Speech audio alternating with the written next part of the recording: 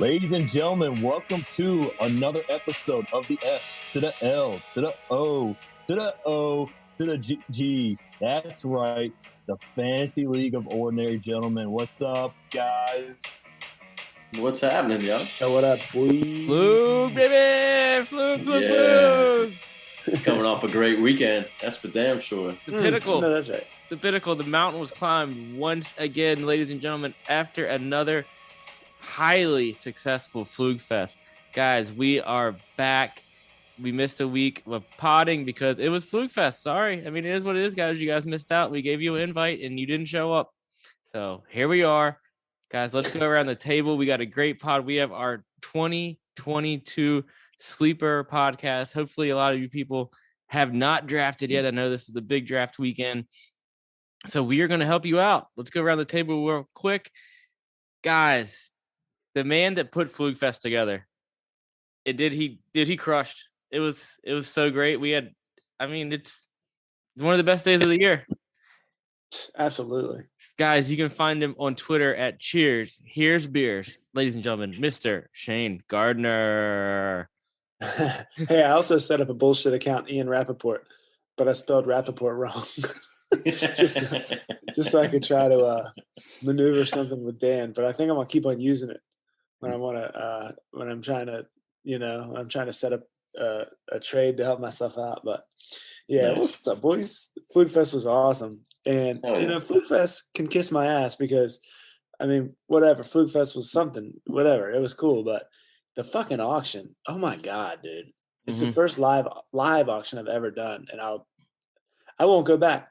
I'm picking fourth in American Championship, and I'm going to hold the draft hostage. I'm going to say we're not continuing until we an auction.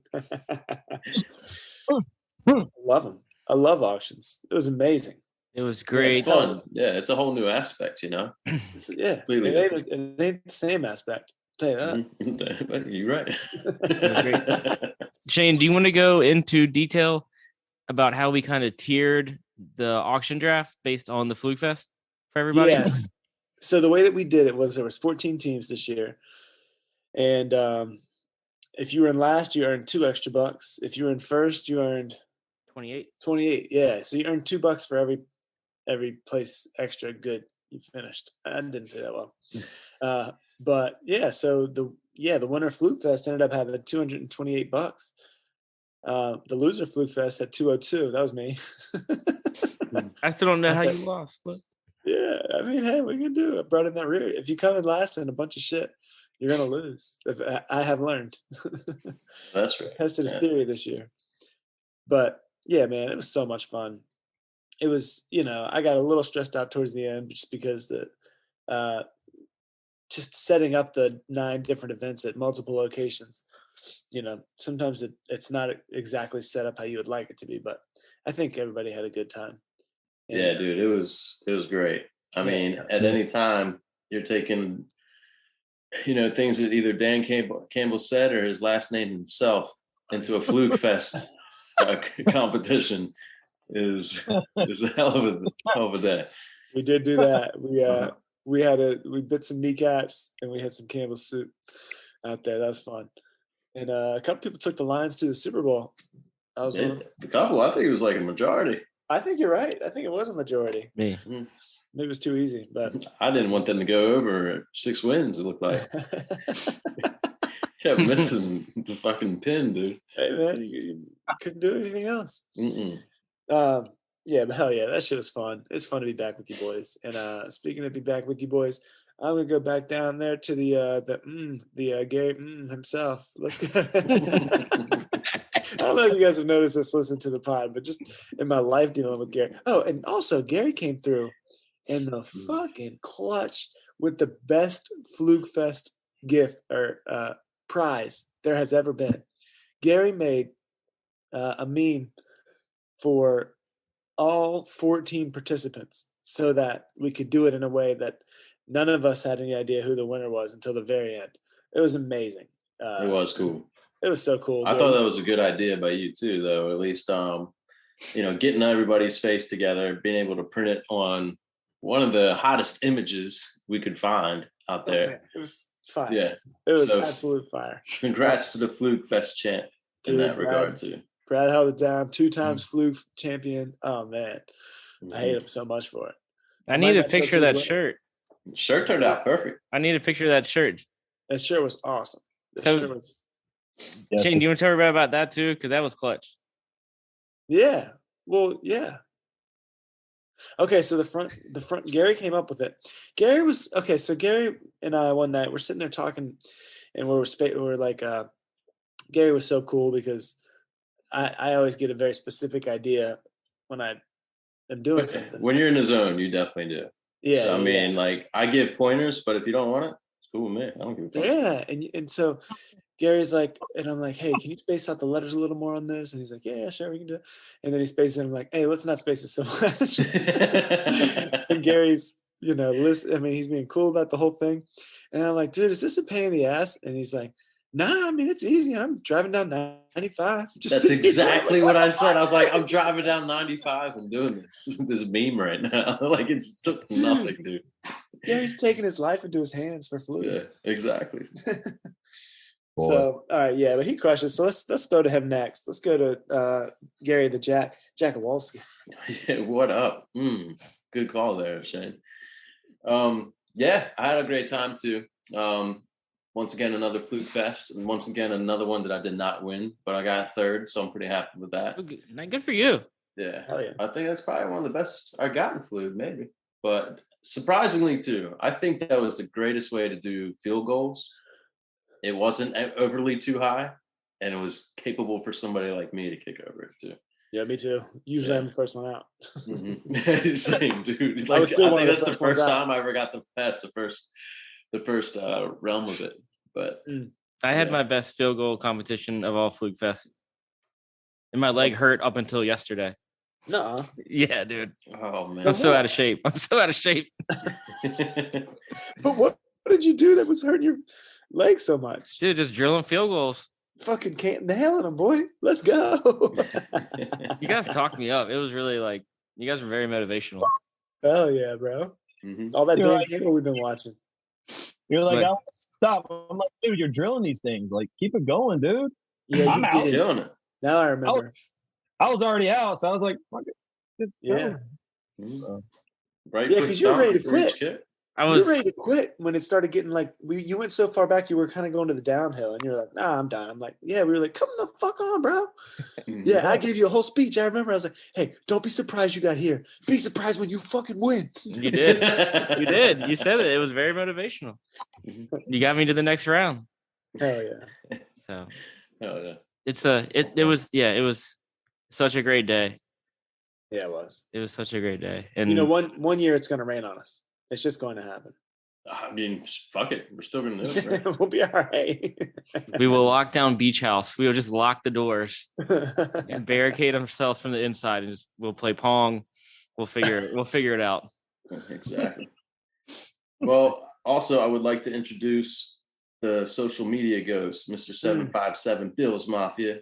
That's right, Mr. Tyson Cullen. What's up, dude? What up, man? Things are great. Third week of the preseason. Fluke Fest was my second year in a row. I didn't come in last. Last year I came in the bottom 4. This time I came in the bottom 5. So That's a steady.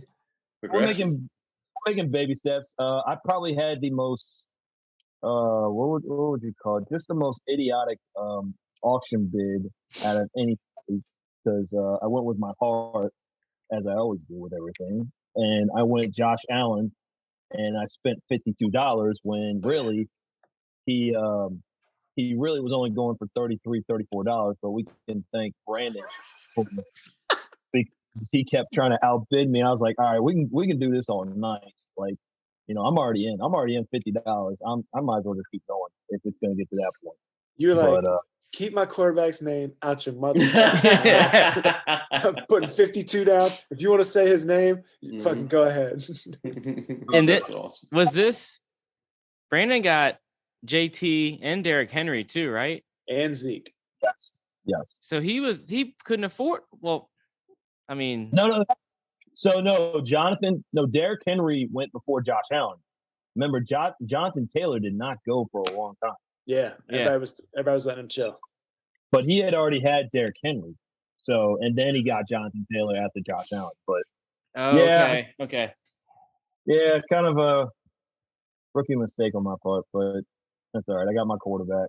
Bro, everybody made mistakes. It's all good. I got T. Higgins and Mark Andrews, and then the rest of my team sucks. So we're gonna see how it goes. Anywho, and going to my first Bills game. You know, we always count how many Bills games I go to every year. It'll probably be 4 at least if you count this one. So it'll probably be more, but as of right now, it's only 4.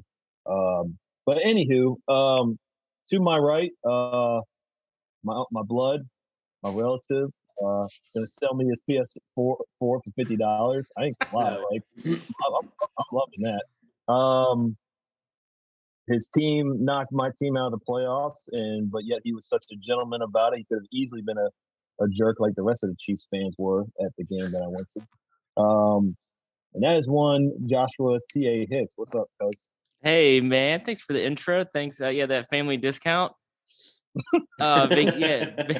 Vacation last week, straight into Fluke Fest. We actually cut our vacation. I wouldn't call it a day short. I more or less call it hours short. And I want to throw this out to everybody. So if you go, every time I've been on like a vacation, it's like either Saturday to Saturday or Sunday to Sunday. And you have to be out by 10-ish, right? Can everybody agree with me? 10, 11 ballpark? Yeah. We left the night before. And let me tell you why it's great, besides the fact we went to go to Fluke Fest. That Saturday or that Sunday is a complete waste of the day. You got to get up, you got to pack.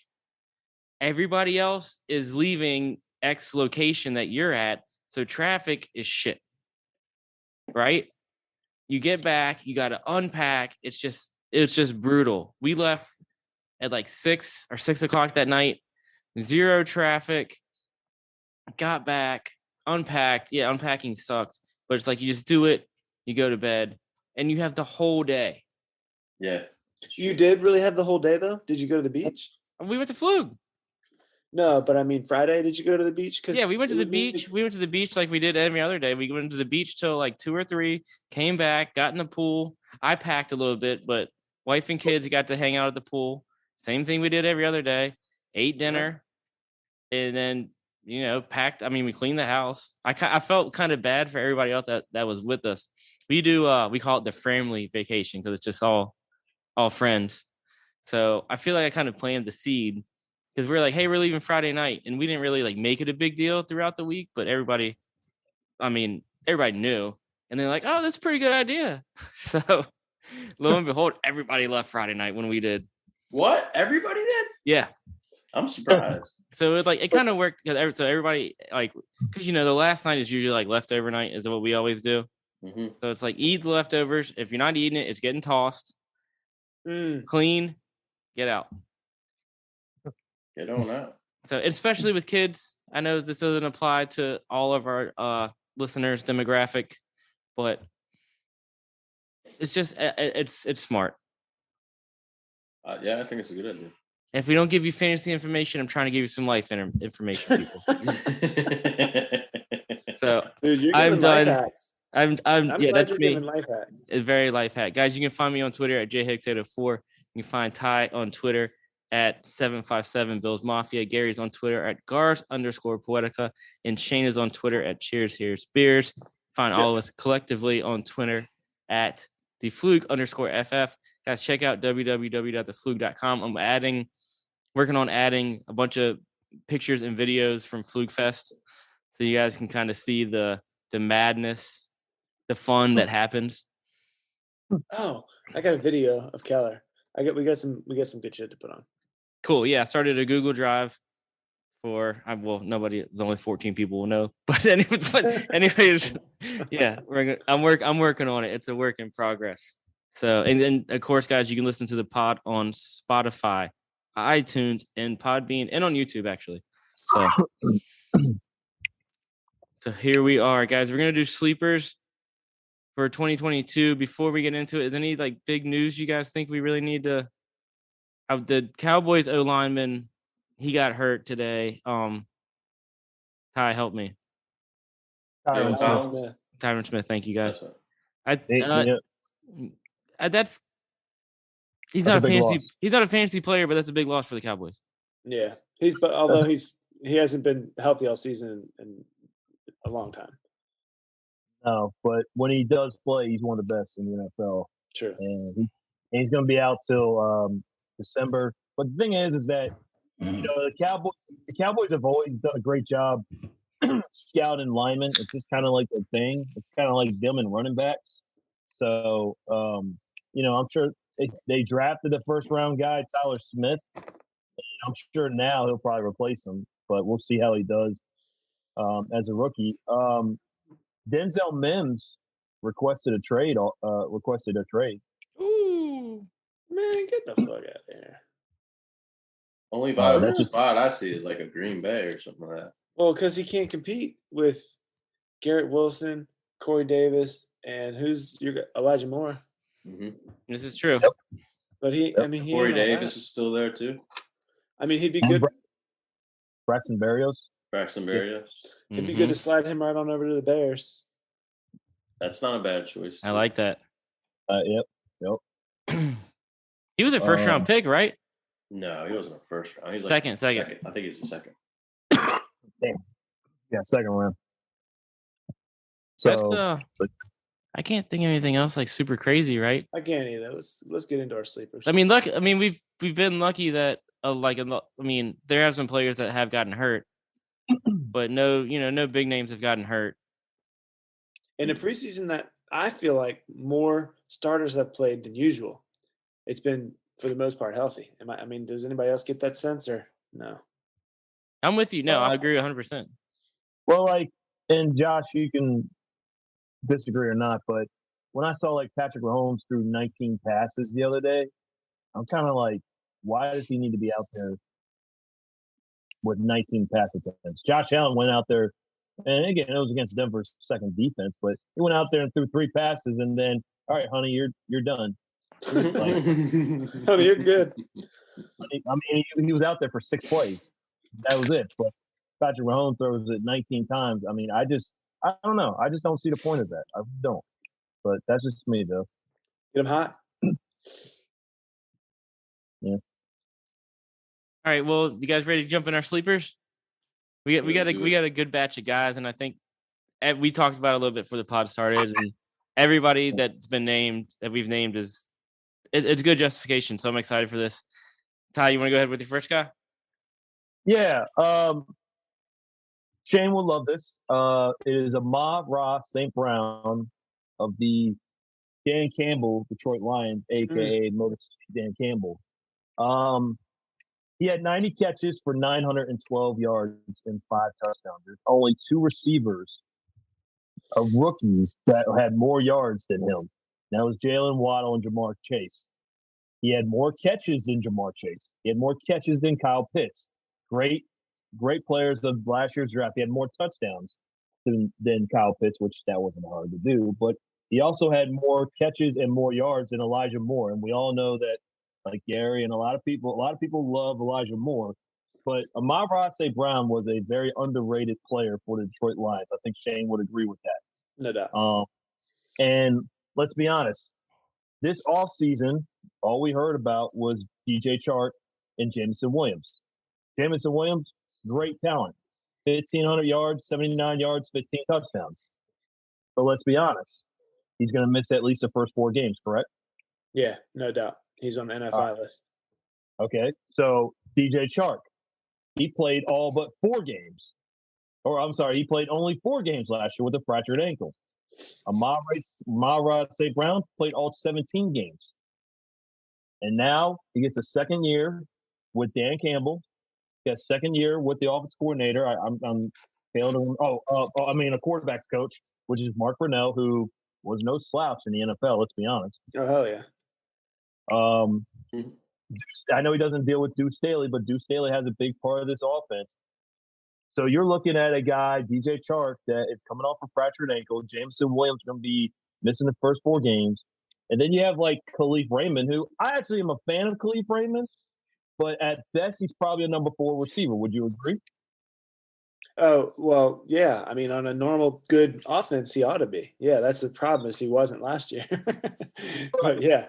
But unfortunately, he's not gonna take away the targets that Amon-Ra St. Brown is Definitely gonna not. get. Definitely I mean, not. but He's again, I'm sorry, Shane. no, this is your thing. Khalif Raymond's going to have a hard time getting targets if things go the way that they should. And what you're saying about Amon-Ra, I agree 100% with. He's going to be 1 or 2 on the Lions offense, in my opinion, wide receiver wise anyway. And yeah, dude. I mean, towards the end of the season, I've heard this. I've never actually checked it, but the last, I think, 9 games of the season, a lot of them were without T.J. Hawkinson. So that's the critique that a lot of people give it. But I believe that he was the number 2 wide receiver over the last 9 games of the season. He was just getting fed, unreal fed, and it was working. And that's the type of quarterback that Jared Goff is. I mean, he's over this. He's the type of guy who's going to complete the over the middle passes, the passes where you would traditionally see like a Kelsey thrive. A tight end thrive, which that's, again, where a lot of that critique comes from. And they say, well, look, Hawkinson wasn't healthy, and Hawkinson's fully healthy this year. So now what's going to happen? But Amon-Ra proved something last year, without a doubt. I mean, if your eyes were open and you were watching, Amon-Ra St. Brown surprised you. Yeah. Like you said, he had 90 catches. I could see this guy getting 1,100, 1,200 yards. I really can. Again, second year in this offense, second year with the quarterback, second year with the quarterback's coach. Second year with the wide receivers coach. I see him as a sleeper only because, like I said, all the offseason news was about Jameson Williams and about DJ Chark. And so I could see this guy being the number 1 receiver. Obviously, I think TJ Hawkinson will probably be the number 1 target, but I think he's the number 1 receiver in my eyes. So that's really all I got, honestly. Well, it looks like he's the 28th wide receiver off the board. Do you see him being a top 20 guy? He's going 69 overall, right? Yeah. 67 overall. Yes, I could see him being top 20. Absolutely. Like, I would put him in front of Amari Cooper. I'd probably put him in front of Michael Thomas. Mm-hmm. I might even do Metcalf and stuff like that. But I'm trying to figure out, like, if I would put him as a top 20. But, I mean, I like the route. I mean, I definitely with his ADP, I mean, I would probably at least put him down a little bit further. He's 67 overall, 69 maybe what Shane said. I think he just 69 is what I'm looking up Fantasy Pros. Mm-hmm. I'm taking him over Lockett, maybe not DK. But I mean, I'm like if he's my wide receiver too, I'm happy. Yep. Oh yeah, absolutely. Mm-hmm. He was he might have been my first wide receiver taken in Scott Fishbowl. He was my second. Yeah. He was my yeah. Because we went and Gary and I, we pretty much mirrored. We went running back, quarterback, running back, tight end. Right, yeah. What and then wide receiver. Yeah, I think you went tight end. That's when I went Godwin, and then when you probably went Khalif Raymond, and I did the same. Or I'm sorry, not Raymond. Amon-Ra. I mean, and not because Shane's here, I'm saying this, but I really like what this offense could be. This offense could be really good. Absolutely. With the running backs they got. And I tell you what, and this is just a random topic, but their running back room is stacked. Like, you got All Williams, you got DeAndre Swift. They signed Justin Jackson, who I actually thought was really good for the Chargers. He just never got the touches. And the other day, I think he had like 54 yards on 7 carries. Yeah, and then you got Craig Reynolds. They're fighting for number 3 spot. I mean, that's and then all the receivers they got, again, Raymond, Chark, Williams, and Josh Reynolds. I mean, I haven't seen this deep. I don't think the Lions had this deep of a wide receiver room, even when Calvin was there, if I'm being honest. Well, I don't know if you saw earlier, a couple hours ago, Cole Beasley said, "Oh, it sure would be fun to play for Dan Campbell." Oh, baby. I saw that. I saw that. It just is amazing to be living in a time where a respectable free agent wide receiver is publicly lobbying to be on the Lions. Mhm. That is not normal. It's a Definitely good not. time. Yep. And I still think he's got another year left in him. I really do. Yeah. I mean, that's the thing is I feel like, on this wide receiver room, if he came to Detroit, I believe that he would have a hard time. I believe that he would have a hard time being wide receiver 5. Like, and then there's this dude, Tom Kennedy, who every preseason game, this dude just lights out. And he can't even get time on the field. Well, he can't get FaceTime on Hard Knocks anyways. But every preseason game, he's lights out. And he's like a lacrosse champion. He's a lacrosse player. He's awesome. But then they also returned all 5 of their starting linemen. They lost. Didn't they lose Frank Ragnow last year for a bunch of games? And I think it was it Evan Brown that replaced him? And he actually didn't play that. I think it was Evan Brown. I think something Brown, but he even played well too. So I mean, they got all 5 linemen coming back. I mean, I really like where this offense could be. I know this was a sleeper thing, but getting off topic. But I really like where the Lions offense could go. It's a question of whether it will go the way it can go. A lot. Well, they whooped up on the Colts' ass pretty good in joint practice this week. I still got to watch. And they won the game. And they won the game. So yeah. Let's switch, guys. Let's keep the Lions talk. Well, I don't know if Shane has a line or not, but Ty, you good? Are you done with Amon-Ra? Yeah. All right, Shane, let's go to you. Were up next. Who you got? Okay. Josh, earlier you were giving life hacks. I'm fitting to give a draft hack. Right? Let's go. I like that face from Gary. Gary's like, hold up. All right. What if I told you that there was a team last year where in half PPR, both running backs finished top 18? Okay?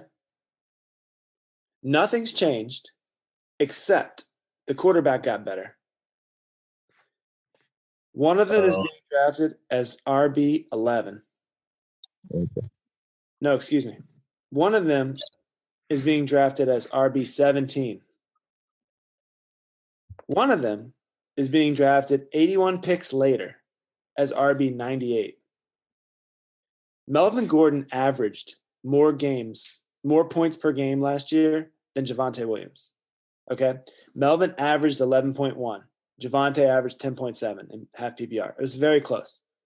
But the thing is, everybody is ready for Javonte to be the guy. Mm-hmm. Everybody is. This is very similar to A.J. Dillon and Aaron Jones, except people are okay to still take Aaron Jones. People aren't afraid to take Aaron Jones anymore. Everybody still likes A.J. Dillon, but people still like Aaron Jones. Nobody wants to touch Melvin Gordon at all. And I don't see any major reason why it's changed that much. I think Melvin Gordon is the sleepiest of sleeping running backs. Rumpelstiltskin. He's Snorlax. He's fucking Snorlax, dude. You got to find a flute to wake him up. He's going at 98 overall. I mean, he's going around. Okay, can I tell you what people he's going around? Mm-hmm. Or how about I tell you the running backs? Who would you rather me tell you? Let's go running backs. Yeah. Okay. All right, hang on. Let me reload this bad boy right now. Okay. He's running back 37. Okay. Right in front of him, you've got Ramondre, Cordero Patterson, Devin Singletary. Right behind him, you've got Pierce, Walker, James Cook, Michael Carter. I mean, so to be honest with you, there's a lot of sexy guys right here. Big, strong guys. He's going after Kareem Hunt. He's going after Kareem Hunt? Oh, yeah, well after Kareem Hunt. Kareem Hunt is running back 31. I don't know how I feel about him after, now that Jacoby's for sure locked in for a while. It's not a sexy name. That's the thing. But this guy has more upside. I would argue that he's got more upside than – okay. he's got way more upside than Devin Singletary. He's got more upside. I don't know. It's hard to argue these guys because if Javonte goes down, Melvin Gordon is instantly top 10. RB1. Yeah, easy. Yeah. I mean, and the rest, and as it is now, if things stay remotely similar to what they were last year with a better quarterback, I mean, dude, I'd take him over Gibson right now in redraft. What's that? I'd take him over Antonio Gibson right now. I would as well. I think right now his floor is RB24 to start the season until things change. I think they will be used in and out. Yeah, I could see that. I know he had a small ankle injury. I don't think it was anything significant though, right? That was a couple of weeks ago. Yeah, I don't think it was anything major either. Yeah.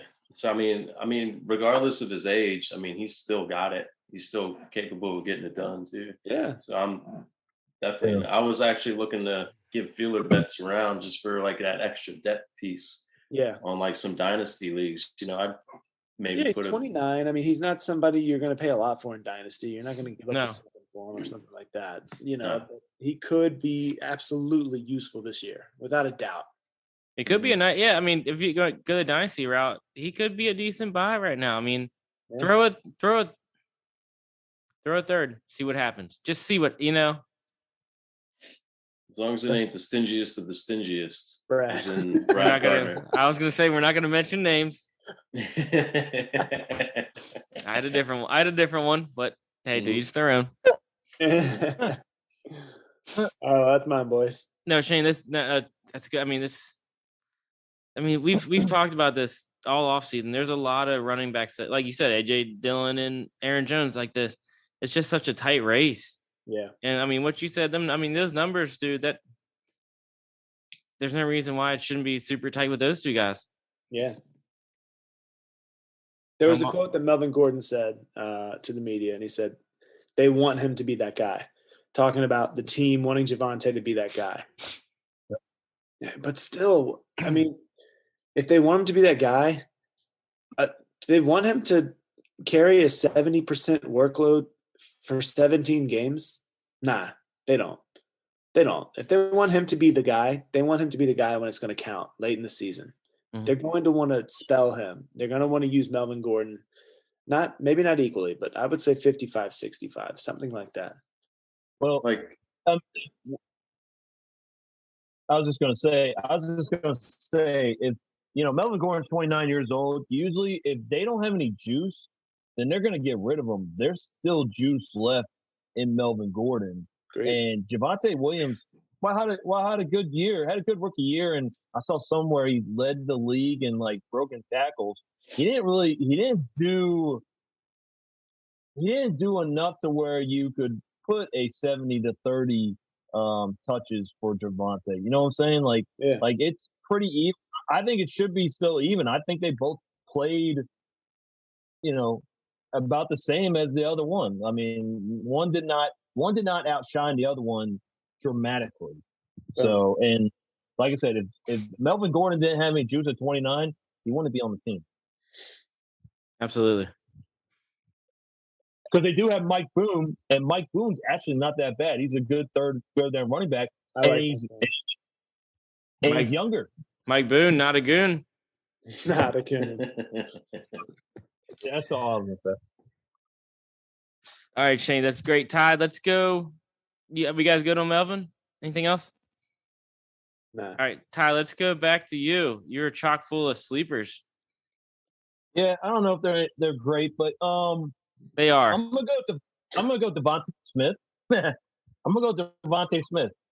All this offseason, again, all we heard was about AJ Brown, and rightfully so. He's 6'1", 226. I mean, he's a prototypical wide receiver after the catch. The Eagles sent a first-round pick and a third-round pick for AJ Brown. But that being said, Devontae Smith, this is his second year. His offensive coordinator, this is his second year. His quarterback's coach, this is his second year. Brian Johnson was a great quarterback at University of Utah. his wide receivers coach, Aaron Moorhead, actually played for the Indianapolis Colts. He's in his third year, and A.J. Brown has not been in this system before. So Devontae Smith already has a leg up as far as the playbook goes. Again, A.J. Brown's a little bit bigger, a little more pricier, if let's be honest. But Devontae Smith actually, he didn't have the Jamar Chase rookie year. I mean, let's be honest, but he still had 64 catches for 916 yards and 5 touchdowns with a guy that only completed 58% of his passes. But now they added A.J. Brown, which everybody goes, well, he's got A.J. Brown now. He's got Dallas Goedert. I don't always see that as a negative that they bring in another stud. I just see that as defenses are going to roll towards A.J. Brown's side a little more than Devontae Smith's side. And so, again, A.J. Brown, like I said, first year with the offensive coordinator, first year with the wide receivers coach, first year with the quarterback. Devontae Smith, not only is this his second year in the NFL with Jalen Hurts, they also went to college together. They also played at Alabama together. So I've always been a big fan of Devontae Smith, especially after he won the Heisman and he had 1,800 yards and he had a hell of a national championship game, even though he missed the second half. Like Amon-Ra St. Brown, this is another guy that could be in the top 20. He could be a top 20 receiver. I can't say I did my homework and I don't know what wide receiver he is right now, but he's, again, could be like Amon-Ra St. Brown and could be in the top 20. I like we're picking up again. I like talking about guys we've I know we did our division reviews, but guys that haven't been mentioned a lot in the offseason. Because 100%. AJ Brown has been, the meat and potatoes of the media, what's been talked about with Philly. And again, he was a first round pick last year. And people are on Hurts as like top 5 fantasy quarterback. Oh yes, they are on him. Yeah. So it's in Goddard. He's a top 10 tight end. So to make this guy a top 5 quarterback like everybody wants in fantasy, this thing's got to be firing all cylinders. He's got to be feeding. Yeah. Did you hear his addiction right now? No. Devonta Smith's Wawa addiction. No. Yeah. Oh yeah. Honey turkey sandwich. Yeah, dude. So he's trying to bulk on up, dude. Eating a little bit more, bulking up. So that Wawa addiction, he's been telling Philly, because Wawa's been huge in New Jersey and Philly for like years before it came down the East Coast. But looks like he's trying to crack. Huh? I thought you were about to say crack. Oh, what's up, Dan? What's up, guys? Hey, what up, boy? Dude, guess this is like a surprise entrance on wrestling. Dan Webster showing up on the pod. Look at Dan with the trim, like manicured beard, man. Look at this. What's up, baby? How was the baseball game? Sorry, I cut Gary off. Sorry. Oh no, I was already done. Okay. You're good. So your sleeper is Devontae? Yep. Dude, where have you been all our life? Working my life away. Oh man. Well, Ty's got the Orioles hat on. I'd like to see that. Oh yeah, for sure. 64 and 59. What's up? Where are they in the playoffs? I got a bet. They're like 3 games out. Oh shit! But I don't know if they're winning right now. They were winning 2-1. So if they win tonight, they'll be back to 2.5 games. It was 2-2 when I looked. White Sox tied it up. I think they might have just came back on 3-2. Word. Sorry. Guys, Dan's on the pod. Dan Webb's first time podding. His first pod since the summer? I think it might be since, I don't know, it's been a long time. Well, too long. The guys, you can find Dan on Twitter at DWebster341. We missed you at Flugfest. Yeah, I missed it too. I'm sorry. Next year. Have you ever done an auction before? Oh, that sounds fun though. Live? It's so great. You got to come back, dude. Dude, you gotta bring that ass back. Mm-hmm. A lot of people missed out. I feel like Rod, Org, myself. They did. Dude, if we get y'all back, that's 18. That's an 18 team auction. Woo-wee. Let's Yeah. go. God damn. Y'all do two leagues, or did you guys already talk about this in the pod? I don't want to throw off our listeners. We talked about a bunch of it, but we ended up doing 14 teams, one league, auction draft. Okay, nice. Yeah, Yeah. auction sounds hella fun. It was great, dude. It was great, broski. It was Live great. You're auction. greatly missed. Like you're greatly missed on the pod every week. So, yeah, sorry. No, you're good. What you got? No, I'm gonna sit back and watch you guys talk for a minute. Are you gonna have a sleeper for the end of the pod? Okay. Yeah, I got one. Okay. All right. Well, let's go to Ty. Who we just finished with? You got me all worked up, man. Ty had Devontae Smith. Devontae Smith. All right, Gary. Are we done with Devontae Smith? No. Okay, keep going. Okay. Okay. I got all hot and bothered. Dan showed up on the podcast. I know. I'm done. All right, so my sleeper for today is going to be none other than Rondell Moore. Yes. So, well, last year he was 67 in PPR. So right now he's going as wide receiver 58 off the board, and overall 140. So obviously we got no DeAndre Hopkins. We got Kyler Murray, who's going to be able to throw over 4,000 yards this season. This should be his first time he's going to be able to throw with that amount. So what say you guys? Like, Rondell Moore as number 58 off the board is pretty damn. I don't know. I just think he's more versatile, where he's going to be able to play any kind of part of the field. It can be inside, outside. Sometimes they can go for like end arounds and stuff like that. But I think actually this is probably good to have Dan here right now. Hollywood Brown. Would you say he's more just an outside wide receiver? It's hard to say. Because, I mean, he didn't really play in the middle of the field because you had, I don't think he's just an outside receiver. I think he can play in the slot. I think he can play all over, to be honest. But I think the way Greg Roman utilized him wasn't very good. Right. And that's why he wanted to leave. Well, he went from him and now to Kyler Murray, so I think that's pretty good in its own right. I mean, I like Hollywood Brown, but I think this is a chance for Rondell Moore to take off because given his ADP as well. I mean, he's right around the area where Russell Gage is coming off, Michael Gallup, Christian Watson even. So Jarvis Landry. I think I'd rather pick Rondell Moore and look at the high upside that he can bring. Mm-hmm. Something like that. I'm with you guys on that upside, especially. I mean, Newt comes back, and I mean, what if they're clicking, dude? What if they're rolling? And I mean, thanks for coming back, but I mean, Christian Kirk got a lot of looks too. I mean, he's pretty much going to be taking Christian Kirk's role, and I don't really see AJ Green playing, 80 to 90% of the snaps. Might have to for a little while. If he can stay on the field, yeah. But I mean, not to step on anybody's toes if I'm going to do this when I say this, but I mean,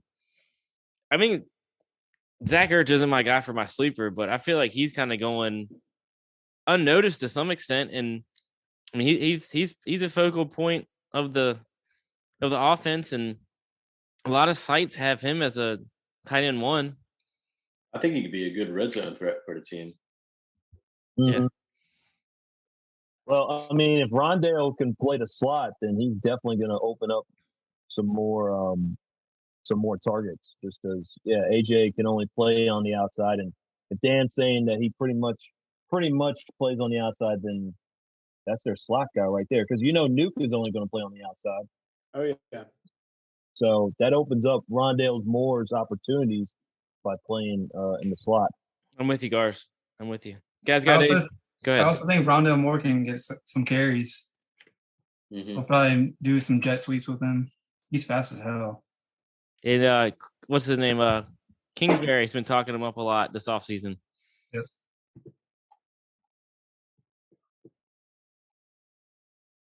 All right, boys. Anything else on Rondale Moore? Nope. All right. I think Ty, you wanna run it back again? Yeah, sure. This one might not. I don't even know if he'll do that this well, but I'm gonna say Nick Westbrook Ikine, if I say that name. And the reason why I say this is because I saw something today that says he's going to be the number 2 receiver. I don't know how Crazy. true that is. I don't know how true that is, but again, this kind of like the Detroit Lions in a way. You got Robert Woods coming off a torn ACL. Maybe ends up being Adrian Peterson and he ends up being better than what he was, or the ACL affects him. Then you got a rookie in Treylon Burks that's still learning the playbook. And Nick Westbrook has been in this system for 3 years now. Again, does he probably have the talent like Robert Woods and Treylon Burks? Probably not. But he's in the system for the 3rd year in a row. And he was actually somewhat productive as like their number 4 receiver. He had 476 yards and I believe 4 touchdowns. So again, I mean, he's got to be doing something right in training camp for him to be the number 2 with a Treylon Burks, who is what people are calling a Deebo Samuel, and a Robert Woods that is a veteran wide receiver and has been doing it for 9 years. But I don't know. Again, I don't know if he's going to do anything, but this is a guy that nobody's talking about. And I know it's a run first team. I get it. Derrick Henry is Derrick Henry, but it's got to stand for something for him to get headlines as a number 2 receiver. So I'm interested to see what he does with this team. Yeah, he's a starter that nobody seems to want. Mm-hmm. Yep. Great. Yeah, Traylon's playing late into the 4th quarter and stuff too. It's not like he's taking over the wide receiver 1 role right now. Which is which I mean is almost mind-boggling. Because I mean, guys tell me, but I've always thought as Robert Woods is more like a kind of a PPR guy, not like a not a. I mean, I have categories like you have like shit, your home run hitter guys almost, Yeah. and I always shy away from those guys. I guess he's more middle of the road, but You're like Jamison Crowder type guys. Jamison Crowder, yeah. So I don't. The Tennessee, Again, I mean, if it's going to be a bright spot in the Tennessee receiving game, I mean, maybe he's it, and especially, the first and think of this from a dynasty aspect, he might be a free agent in your league. If you could pick him up and he has a good first 3 or 4 weeks, you could flip him. I mean, let's go. I think in a lot Hey, of don't give Shane any ideas. I don't have. I think in Lucha he's already picked up. But then look at the backups. You got Des Fitzpatrick, who he's kind of flamed out. Mhm. He's not produced what I think people thought he was. Then you got Racy McGrath. So I mean, you got a bunch of nobodies playing behind him. Nobody that really can like win this job from him. Even if he's number 3, even if he's the number 3, nobody's going to win this job from him. But I was really big on Kyle Phillips coming out of UCLA, and I thought he could be their slot receiver, but I haven't seen anything or read anything that says that he's going to fight for the number 3 spot. So again, is he going to be a top 20 receiver? No, he might not even be a top 30 or 40, but again, he's on a team that is desperate for receivers. I mean, last year they had Julio and AJ Brown, and we were all salivating over this combo, and then look what happened. Yeah. So I just, yeah. I was seeing stuff about what was the rookie's name that you said? Burks. Cal Phillips. I was seeing stuff about him early on, but I'm not seeing anything like that anymore. No. Again, not a great team to be on as far as football, but hey, if you're a wide receiver, it's an opportunity to make to be a starter. Yeah. All right. I think that puts me up.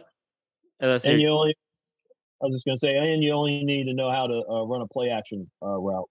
So, because that's all Ryan Tannehill does. Anyways. Ooh, one trick pony. Oh, thank you. One trick donny. That's all I got. All right. I think that puts me up. We're going tight end territory, which we haven't done yet tonight. And I'm going with Cole Kmet. And I just think so he finished his tight end 21 in 2021. He played all the games. He finished 9th in targets for tight ends, right? So that's up there, especially with, Fields didn't play all year. They had Foles in there. Did Andy Dalton start the season last year, right? I don't know if he started, but and just a conundrum of, conundrum is a great word. A rough going for the Bears. It's probably gonna be rough again, guys. I mean, a lot of people are down on this team, probably finishing bottom 5 in the NFL overall. So we can go and throw in the garbage time aspect of chucking the ball. But let's go with chucking the ball. His only competition, really, they signed a bunch of guys. They got Pringle from the Chiefs. I don't think he's done anything. His only competition is another guy that I love. I think his sleeper status is kind of blown. Darnell to the Mooney. Absolutely. Too straight to the Mooney. I absolutely love this guy. So that's the only really competition right now for targets. He had 93 targets last year. 100 I think is easy with Fields, right? And then let's talk about Kyle Pitts last year, right? Just to compare, everybody's like, he did this, he did that. He had 1 touchdown. Kmet had 0 touchdowns last year. 0. You give him 4 touchdowns, so 24 points, or if you throw in PPR, so 26 points, right? Last year, he finished in a half-point PPR league. He finished with 92.2, right? And I said he finished 21st. CJ Uzomah, he's jumping over. He's gone to the Jets. Like, nobody's buying that. Tyler Conklin, Waller was hurt. Jared Cook, I don't think he's on a team anymore. Taysom Hill, I finished ahead of him. What's his name? Gesicki's talking about being a trade target, guys. But I'm just saying, I'm going low right now. Say you give him 4 touchdowns, that puts him 116 fantasy points. I mean, you're putting him 116 puts him at number 16 overall. I like it. But you got Noah Fant that finished ahead of him last year. He went to Seattle, which is just awful. I mean, I think he could finish top 10. I think you guys, I love Dawson Knox, but I don't know. He had all the touchdowns. So, I mean, Higbee, I don't know. I just think, like I said, just the 0 touchdowns and the amount of targets he's going to get. I think 100 is easy. 120 is as a stretch, but I think it's a possibility. Well, Allen Robinson's gone, and that whole stigma. That's 66 targets from last year. Yeah. I mean, even if you want to say, well, the running backs will steal targets, Montgomery got 51. Jimmy Graham was there last year and got 23. I know that's not a lot, but it is what I mean. It's something. So a 90, a bump. Yeah, I think 120 is, again, especially with this team's going to be down. They're going to be chucking it. I like it. It's a good risk to take. I mean, the risk reward is pretty easy because Cole Kmet's not going to cost you a lot on draft day. No, and he's right now at Fantasy Pros. I think he's number 12 or 13. So, I mean, I think if you want to wait on tight end, that's your guy, guys. Lock it up. I'm gonna go pick. Yeah, if it wasn't for the touchdowns, I would actually take him over Dawson Knox. But like you said, Dawson Knox had 9 touchdowns and Cole Kmet had 0. I think Cole Kmet's probably a better route runner than Dawson Knox, because I'm a Bills fan, as everybody knows, but I'm not a big Dawson Knox fan when it comes to like running routes. So Yeah, if he had more touchdowns, he'd be higher than what he was. I couldn't agree more. He's almost like the Miles Sanders of tight ends. Yep. So yeah, I exactly. mean, I wanted. Yeah, that's. I guess I just think. Yeah, that's all I got really. But I think he right now. I mean, I know right now he's 12-13, which is tight end 1, and I know it's not crazy hard to be a tight end 1, but I think he could jump up. I don't know if he can. I don't know if top 5 is a possibility, but I definitely think him fitting in the 6 to 10 is pretty easy. I like him in PPR, and more so than standard, just because he's probably going to catch a couple of receptions. But I don't know how many touchdowns he's going to get, like we've been talking about. He wasn't really a touchdown catcher in college either. That's the only thing I'm worried about. But he is going really late, so I think it's fine. And you can stack him with Justin Fields, so it's pretty nice. I've been doing a couple best balls. I've been drafting Justin Fields and then Cole Kmet next round right there. So you have your stack right there. I mean, you look at Jimmy Graham had 3 touchdowns last year, and Jesper Horsted, who I've never heard of, had 2. So there's 5 touchdowns for Kmet right there, you know. But I like that stack, Dan. I mean, especially, I haven't started to look at week 1 DraftKings or FanDuel or anything for DFS, but there you go right there. Yeah, probably a cheap stack. So anyway, that's all I got. I think who's ready to jump in? Ty, you want to go again? I got one. Yeah. Go ahead, Dan. You haven't done one. All right. I'm going to say Wan'Dale Robinson. Ooh. I just think Kenny Golladay looks really bad in this offense. And he's been looking really slow in training camp. So I'm worried about him. And then also Sterling Shepard's injury history. It's not very good. Darius Toney, another injured guy. He flashes when he plays, but I think it was just one game last year where he did go off, but it was just like one game, then he was a dud from the rest of the way there. I think Wan'Dale, just looking off his college stats, he was a 1,300 yards receiving in his junior year. I mean, he didn't play a senior year last year. This would be his senior year. Mm-hmm. He had 100 receptions in college, which is pretty crazy to do. I feel like so, and in the SEC, so he's playing against good talent. Although Alabama was not one of those teams that I played, I just double checked. He did play Georgia. He had 12 receptions for 39 yards, but still 12 targets is pretty. That means the offense is like leaning into you, like he was their offense at Kentucky. But yeah, he runs like I think he runs a 4.44 40, and he had a college target share of 39%, which puts him in the 99th percentile. And he had a breakout age of 18.7, which puts him in the 95th percentile. Ooh. So I like that stuff. And I've been thinking about this guy. The only problem is that he's got Daniel Jones throwing on the ball or Tyrod Taylor. I thought you were going to go there, but here's what I've been thinking about, Dan. I agree with you strong on this guy, and I've been thinking about him. And Brian Dable is the guy who fixed Josh Allen. Don't you agree, Ty? Yeah, absolutely. I mean, he had a huge part in fixing Josh Allen, and he brought in Stephon Diggs. And I mean, if I recall, he recruited him like he wanted him there bad, and he's a twitchy. Stephon Diggs is a twitchy, good route runner. He's more polished than Wan'Dale is going to be, but Wan'Dale is the same type of guy. He's twitchy, He's that tight route runner. He's going to get there quick. He's going to be there. The ball's going to be able to get out. I agree with this 100%. And I'm sorry to even have jumped in, but I just couldn't contain myself because I agree with this big time. Yeah. Let's go, Shane. We'll take back over. That's my bad. I was pretty much finished what I was talking about. Just the opportunities. There's plenty of opportunity there. They got great. Like you said, they got Dayball there.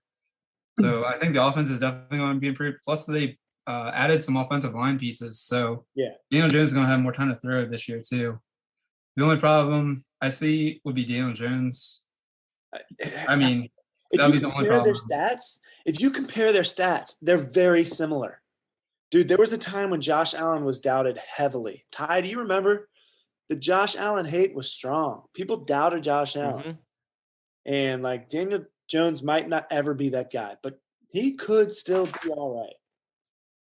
Someone said Baker Mayfield was better than Josh Allen at one point. Josh Allen Baker Mayfield was the fucking guy at one point. Yeah. Yeah, no, but to get off the Josh Allen, to go back to like Dan's, and this is more of a office thing, but this new regime, Joe Schoen, and Brian Daboll, they believe in their picks, especially Joe Schoen. He went, I guess, Dan, did he go second round or somebody? Yeah, Did he second go round. Yeah. second round?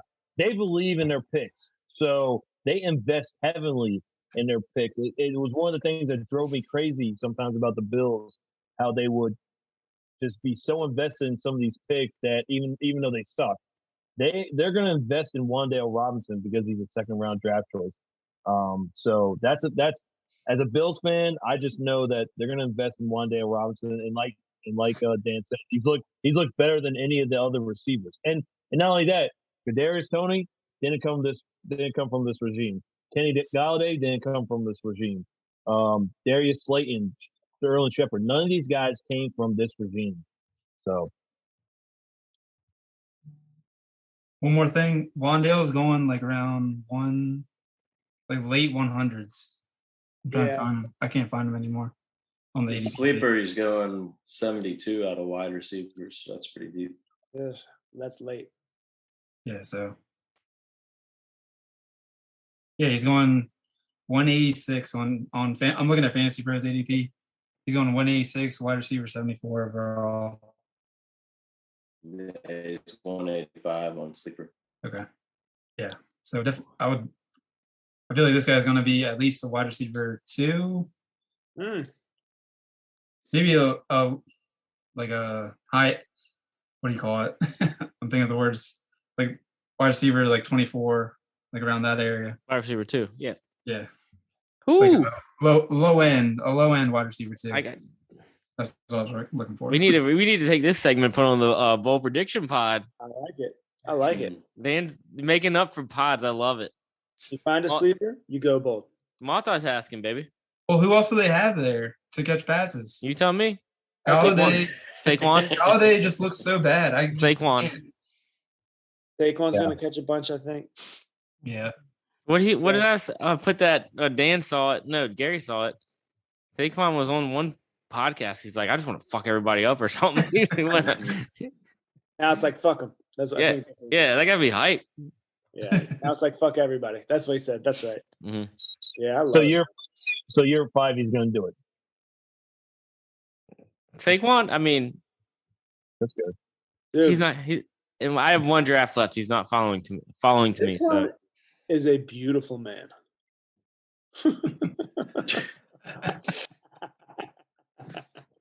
I'll drink to that. Can I say that? All right, hey, can I get in here? Get in. It is Saquon. All right, look. Get in, Baquan. Okay. All right, there's these 2 receivers, okay? I don't want to give it away too soon. Okay. How do you guys feel about Jalen Waddle? Pretty high on him. Mm-hmm. Yeah. He's a wide receiver 2 for sure. But his team added an alpha. Mm-hmm. Now, how do you feel about him? I mean, I would have had him top 12 if they didn't. But now he's like mid to low end wide receiver 2. So Jalen Waddle in half PPR finished last year as the wide receiver 15. Okay. And his ADP right now is 41. A lot of people are being scared off because they added Tyreek. They added an alpha receiver. You think that's too low or too high?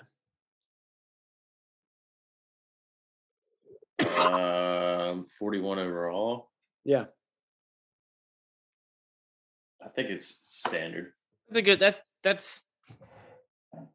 I'd be happy with that. I mean, I think. We'll put it this way: do you want him as your wide receiver 1? I don't know, but that's not the sleeper I'm talking about. Okay. I was using Jalen Waddle to draw a parallel. Okay. Ooh, pivot game. Because there's another wide receiver. He didn't finish as wide receiver 15 like Jalen Waddle. He finished higher. And his team also added an alpha. But he is being drafted 53 picks later than Jalen Waddle. Okay? And I'm talking about the number 10 wide receiver from last year. I'm talking about Hunter Renfrow. Yep. Oh, okay. This dude's popping Quaaludes. He's such a sleeper. You cannot go wrong drafting Hunter Renfrow around earlier than 94 overall. 94 is wow. That's way too late. Dude, that's sadistic. I agree. It's like Sid in Toy Story. How he treats those little how he treats the toys. Mm-hmm. Sadistic, yeah. That's pretty sadistic.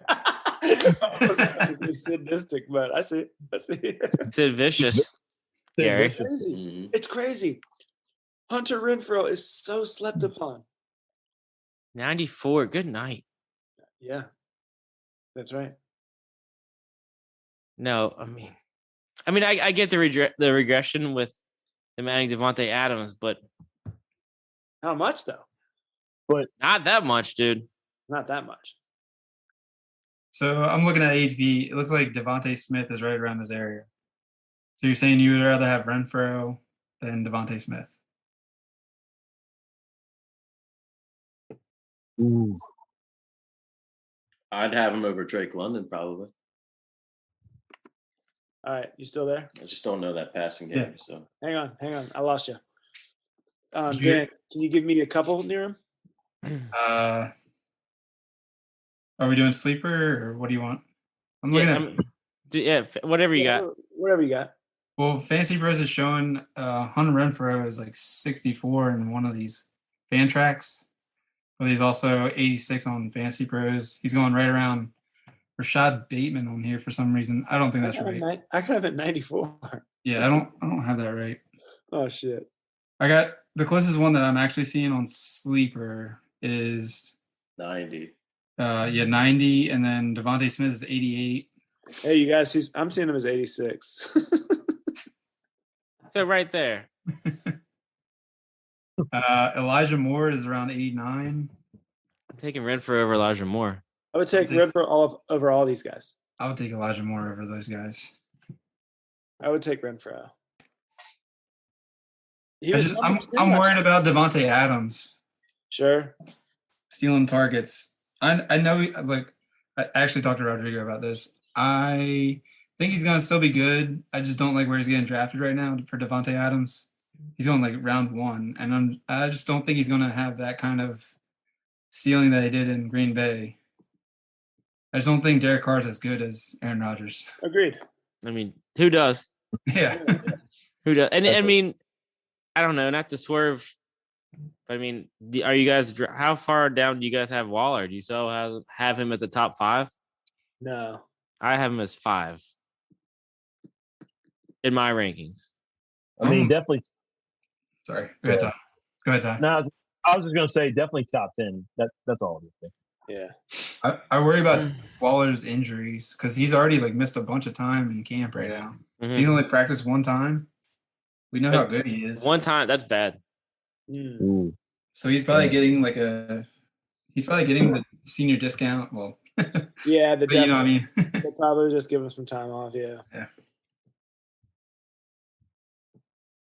But I think he missed a couple of games last year too, like a bunch of games. Yeah, like 3 or 4. Yeah. I think he missed. I think he only played in 11. Okay. Well, my numbers were way off, but the point stands. I think there's definitely there's some room, and especially if you're in I mean, I don't know who doesn't play the PPR league anymore, but a bunch of jabronis. That's a steep cliff. Yeah. So and Derek Carr is not Aaron Rodgers, and I think we all agree on that. Yeah. But he's still, I mean, fantasy wise, He's usually QB1. Yeah. But I still think Renfro, he had like 900 yards, I think. I still think he'll put up similar stats because, I mean, after Waller, Adams, and Renfro, who are they going to? Matt Collins, who I did just pick up a couple of leagues, but he's their number 3 receiver. And then you got Keelan Cole. And then, I mean, is Josh Jacobs really going to be? Yeah, Waller's their number 3 receiver. Right. But like I said, after those 3, Waller, Adams, Renfro, I mean, who are you going to? Yeah, Zay Jones is gone. Brian Edwards is gone. That's 140 targets available. And Josh Jacobs is not nobody's going to confuse Josh Jacobs with Najee Harris as far as catching the football. Correct. So, would you rather have Brandon Ayuk or Hunter Renfro? Ayuk. Hunter Renfro. That's my boy. Sorry. Oh, geez. Yeah, I mean, this is why these guys are getting slept on because they're not sexy. Like, Ayuk is the one that you want to pick for the upside, but you know what? For this exercise, I'm going Renfro. I'm doing it. Okay. I agree. And maybe I'm going to draft in 2 days. Oh, tomorrow. Tomorrow I'm going to remember these lessons when I draft. Wait.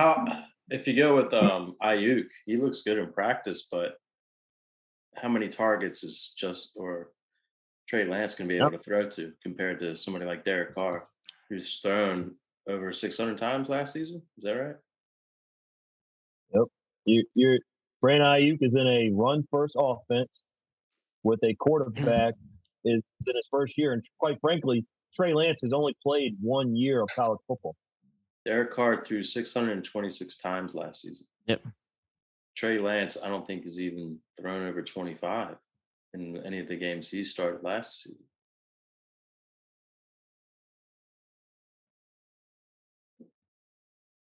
I mean, there's that. Good luck, guys. Good luck. Yeah. Good luck. All right, guys, let's jump. Ty, I think you had one more guy? Yeah, I have one more guy, and I was going to be a homer, and I was going to say Khalil Shakur, but it wouldn't have made any sense. I'm just a big fan of Khalil Shakur. Get it out. Get it out. Let's hear it. No. I'm going to switch mine. I'm going to go Nico Collins of the Houston Texans. I know I just said a bad word. I said Houston Texans. But the reality is that, listen, there's only one true target on the Houston Texans, and that's Brandon Cooks. And Brandon Cooks gets basically undervalued, has always been undervalued, and he's had 6 1,000 yard seasons in 8 years, and he's never made a Pro Bowl. That being said, there's no other real true target. And Nico Collins will probably win the number 2 job. In fact, I'm about certain he will. The other day, which was preseason, he had 4 catches for 48 yards against the Rams. Again, probably against the second-team Rams defense. But they already said that he was turning heads in training camp. And you guys know how I feel, or at least Gary and Josh know how I feel about Davis Mills. He's not a sexy pick as far as like drafting a quarterback, but quite frankly, Davis Mills was the second best quarterback last year as far as rookies go. The only rookie quarterback that was better than him was Mac Jones.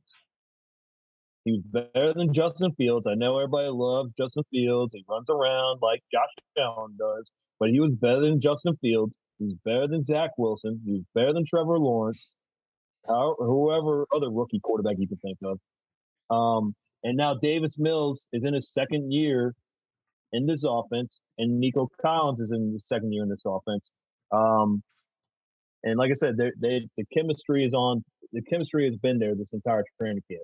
They need, let alone a third target. They need a second target to take off all the pressure off of Brandon Cooks. So Nico Collins, I think, is that guy. And they have no tight ends. They don't have tight ends that can threaten targets. And like I said, as far as the other receivers go, you got Chris Conley, who Hicks knows from the Chiefs. They got Chris Moore, who nobody's ever heard of probably. Philip Dorsett, who was a bust. And then a bunch of other guys. So, yeah, I see Nico Collins. What about Brevin Jordan? Yeah, no. I was a big fan, but I don't know. We'll see. I mean, he's young. He's what is he like 23, 24? Yeah, he's in his second year like Nico Collins, but I mean, Nico Collins has shown the ability to produce, or at least Doesn't it? last year. I feel like it usually takes tight ends a little bit longer to break out than it does for wide receivers. But I do like Nico Collins. I'm not trying to get away from that. I'm just trying to get off the Brevin Jordan hate. Fair enough. But I think he's gonna be something good this year too. Like I said, this offense is desperate for playmakers, and why not it be Nico Collins? Like I said, when you only have one real playmaker at the moment.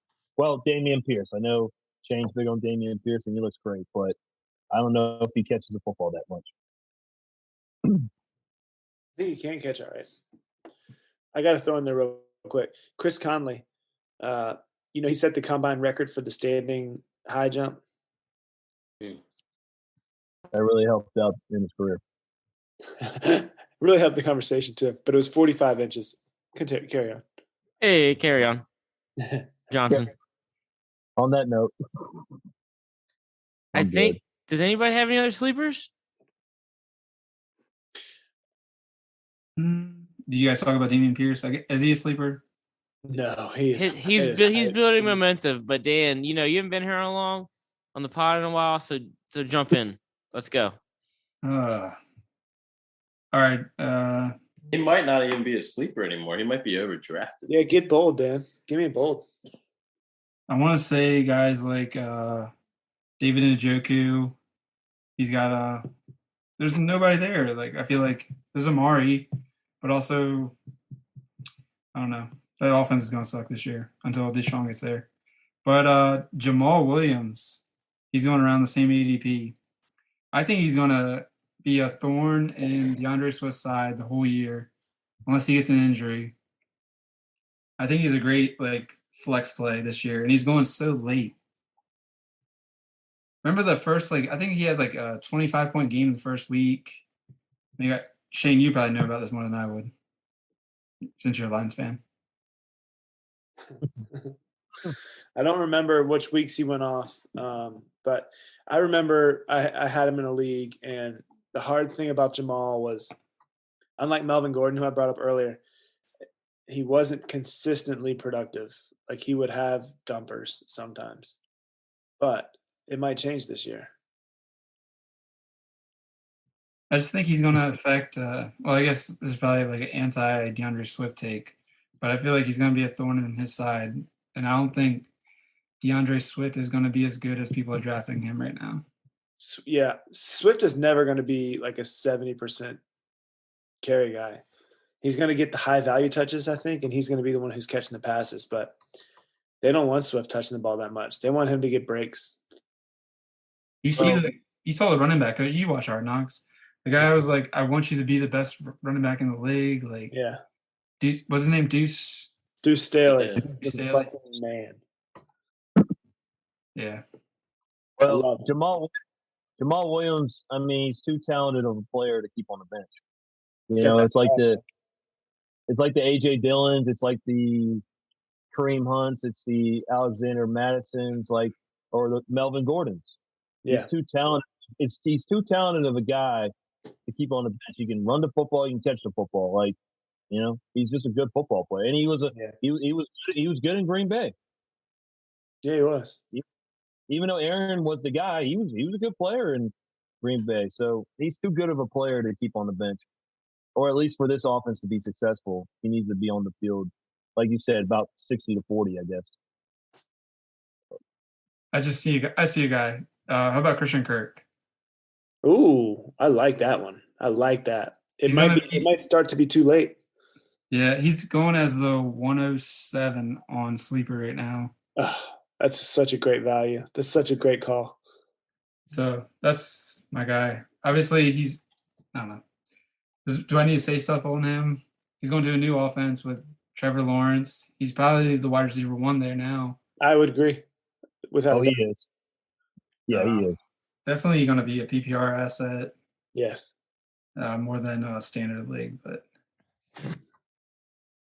I don't know what else to say, but yeah, Dude, that's another guy. Do you guys? I mean, I'm playing devil's advocate here. The Jags, that last year was a whole wash because Urban Meyer just fucked everything. But you have Christian Kirk now, LaVisca, who nobody's talked about all year. He's nothing. He's You got- disappointing me, dude. Shane, you got Marv, You got Marv. You got Zay Jones. you got You Zay got, Jones. I mean, and you got Evan Ingram. Laquan Treadwell. You got ETN, who's a pass catching back, dude. So I mean, they already said Robinson could be back too. Yeah, he's looking exactly. good. He's looking Exactly. good. I mean, this could be a mouth to feed situation if they get rolling. if that's that the scare case, y'all then at Trevor all? Lawrence is getting underdrafted right now. Yep. They gave Trevor Lawrence a lot more to work with than say like Justin Fields got with the Bears. Yeah, touchdown. Yeah, exactly. And it didn't take much. I know we have a few people that love Justin Fields on here, but they did not give him anything to work with. At least Jacksonville, they spent a lot of money, but they at least gave him something to work with. They may all suck, but they made the effort to give, and that's what you got to do. You got to give these guys, you got to give them viable options instead of going, all right, Justin, go do something. I like Velus Jones. I'm not gonna. I do like him. I know he's an old prospect, but I like him. Who? Velus Jones. They drafted. He's like a 25-year-old draft pick that they had this year. But I mean, that's all they did, though. Really. Well, Byron Pringle, and I was I excited forget. about Pringle. It wouldn't be surprising if Pringle comes back around to be something. Yeah, I mean, Pringle goes good. I'll be surprised if Jones doesn't take Pringle's spot. That could be too. I just never saw anything out of Pringle besides that he was playing with Mahomes. And I see that, Yeah. and I see that now. And look at Demarcus Robinson. He left the Chiefs, went to the Raiders, and already got cut. Yeah, I'm not excited. He's on the Ravens now. I'm not excited about him Yeah. at all. That's your boy. Nah, he ain't. Now it's your boy. Now he's your boy. You're welcome. I'm stuck with him. You're welcome. You're welcome. You're welcome. All right, boys. Any other keepers tonight? I know we kind of went through a plethora. I got one more thing to say. Let's go. I missed the bold episode, Oh, so here it is. Kyle Pitts should be drafted in round 2. Oh, come on. I love that. He's tight end 1. I love it. He should be drafted in round 2. How See, many every time- how many targets? How many receptions? Kyle Pitts will get something like 150 targets this year. good night. I mean, he went over 1,000 yards last year. He had 0 touchdowns. Same thing I He'll said get about his Kmet touchdowns. earlier. He'll get his I touchdown. think he had one in London. He had 1 touchdown. And here's the thing: if Drake London can pull a little bit of pressure away, ooh, good. I like that. Yeah, I like that. But the only problem is the quarterback. That's okay, dude. It looks like Ritter might be all right. Ritter's showing something, but dude, Mariota will be all right. He'll be good enough. He had 110 last year. Dude, Kyle Pitts, Targets. You have Russell Gage is now gone. He frees up 94. dude, it's gonna be. I'm for real thinking it's gonna be like 150. Cats. Whew. I mean, let's go. But he is a He he's should alpha. be drafted in round 2. This is your chance. This is your chance to get like back in the day, Gronk. Ridley's gone too. That's 52 targets. Yeah. You'd rather have him than DeAndre Swift. Yep. How early are we talking about the second round? I mean, I would hate to do it pick 13. If you're at the turn, I would hate to do it, but you're going to miss him if you don't get him there. I think he's been falling into the third round. Yeah. I mean, if I'm at the turn, I'm doing it. At the 1-2 turn? Yep. Of a 12-team league. Yeah. So I mean, you'd rather have him than Stephon Diggs, Yeah. Swift, Chubb, Yes. Kamara, Barkley, Aaron Yeah. Jones. Yeah. I mean, if we're going to talk about that, we need to talk about how much tight end, like the elite tight ends are more valuable than like some of these elite wide receivers and running backs too. Well, he's going to be like an elite wide receiver. I agree. But he's playing in your tight end position too, which is another important factor too. So what I would do if I'm getting him at the turn, I'm going running back, and then getting Pitts, and then I'm going running back with my next 2 picks, and then all of these like round 5 to 6 to 7 wide receivers that I still love. That's where I'm going to backfill those guys, like Thielen. I don't know how far Darnell Mooney is falling, but guys like that. He's around 5th round. Yeah. I think that's the way to do that.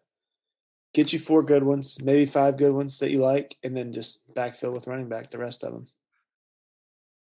Be the last one in your league to pick a quarterback. I like what you're saying. I do. I mean, let's go back to Damon Pierce.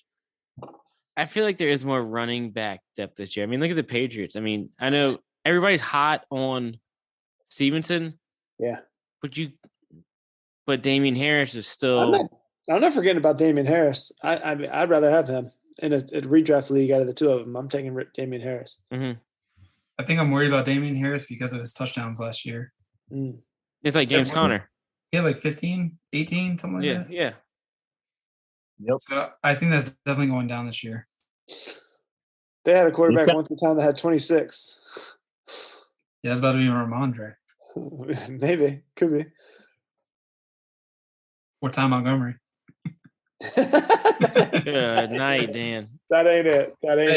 Fun fact, Ty Montgomery is still a wide receiver on Underdog if you want to draft him in the 18th round. Honey, I'm good. 18th round, that's some good value for him. If he's a running back. He's going to be he's going to play the James White role this year. So I kind of agree. We'll see. Bill Belichick's crazy to think. All right, boys. I think that's all our sleepers. We got that bold. We gave him some good ones. Got that bold. All right, guys. You guys ready to get out of here? Yeah. Let's go. One more draft. One more draft for 3 out of the 5 of us here. Hey, I got a bold prediction. Gabe Davis, top 20 wide receiver. Boo. Top 20. He is being drafted as top 20. Top 20. Bolder than that. Top 20. Dude, Gabe Davis is. I need like a top 5 or something if you're going to go that bold with him. Don't you think he just benefited from Diggs? So, what's your point? I guess he has Diggs all year, doesn't he? Anyway, that's all I got. All right, boys. Let's get out of here. This was great. Can't wait for next week's pod. Probably my favorite pod of the year. The 2022 Haters Ball. If Galladay's not on that list, I don't want to listen. Well, you have to show up again. I'm not gonna be here. My pick is Galladay. Galladay. Maybe we can push it back to Friday night so you can show up. All right. Yeah. Wait, what is that? I'm gonna be out of town next weekend, actually, so don't worry about me. Labor Day. Yeah, I got a draft with Rodrigo and them. Just remember, you can't wear white after Labor Day. So just want to put that out there. Dude, you're giving fashion hacks, life hacks. Come on, bro. Stick to fantasy, babe. I gotta win somehow, some way. Hey, here's another fashion hack. If you put a little mirror on your shoes, you can look up girl skirts. Isn't